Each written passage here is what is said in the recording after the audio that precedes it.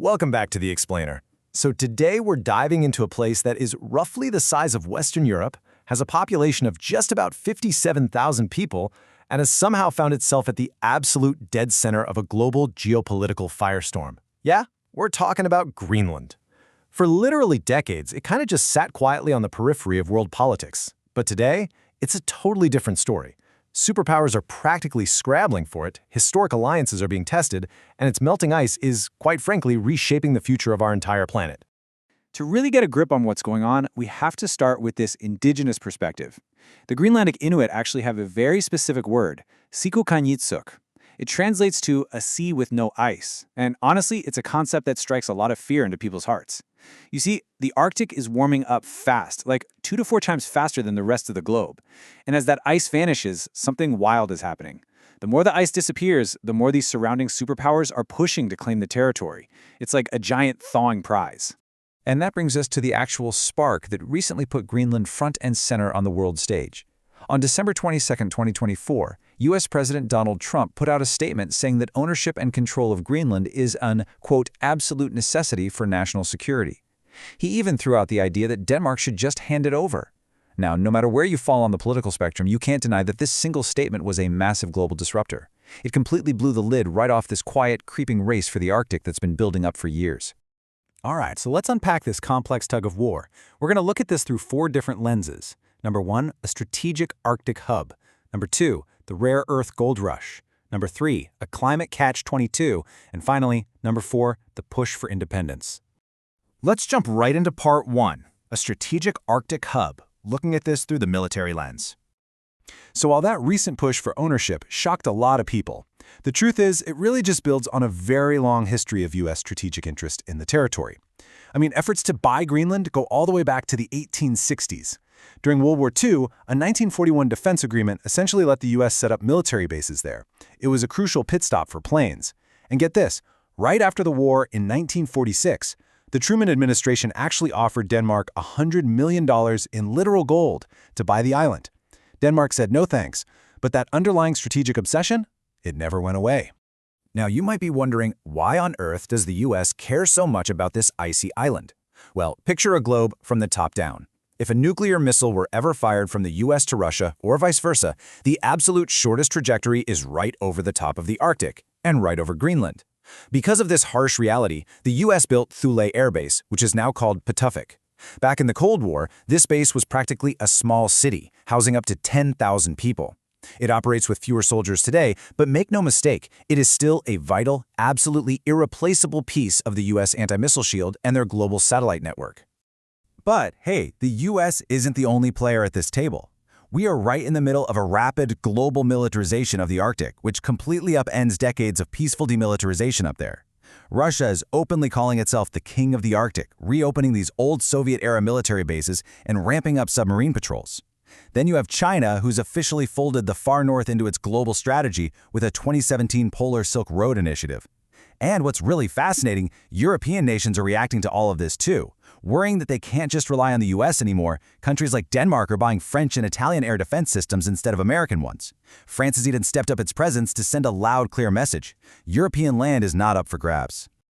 Okay, moving on to part 2, the rare earth gold rush, focusing on the economic lens. Now, if we look at the ground level, Greenland is facing a pretty stark financial reality today. Check this out. A massive 54% of their entire national income comes from outside sources, mostly as a giant block grant from Denmark, along with a bit of EU funding. That is a massive chunk of change, and it highlights a really deep economic dependency. Basically, if Greenland ever wants to achieve true independence, they've got to figure out a way to pay their own bills. And that dependency? That is exactly why Greenland might be willing to hear out foreign mining companies. Right now, their economy is basically a one-trick pony, fishing. It accounts for an astounding 90% of their exports and employs over 15% of their working-age population. But look at their future potential. Experts estimate that out of the 60 minerals the U.S. categorizes as critical, 43 of them can be found right there in Greenland. We're talking massive, completely untapped deposits of rare earth elements, like neodymium and dysprosium. These are the exact materials that are absolutely essential for our global supply chains, for electric vehicles, and for defense industries. It's a total gold mine. Well, rare earth mine. But actually getting those riches out of the ground, yeah, that's incredibly controversial. Take the Connersut deposit, for example.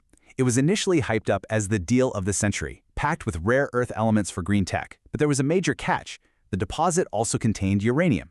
Naturally, locals were absolutely terrified that radioactive dust would blow over and contaminate their pristine farmlands and fishing waters. The public pushback was so intense that Greenland actually passed a law banning uranium mining altogether. And the fallout? The Australian company backing the project, Energy Transition Minerals, turned around and slapped the Greenlandic government with a staggering $11 billion lawsuit. Which leads us perfectly into Part 3, a climate catch-22, looking through the environmental lens. So, on one hand, global powers are looking at the melting ice and seeing dollar signs. Data forecasts are showing that in the next few decades, we could legitimately see an Arctic summer with effectively zero sea ice. For the shipping industry, that's amazing. It opens up way faster routes from Asia to Europe, saving massive amounts of time and money. But scientists, they're sounding the alarm, warning that this is a complete catastrophe.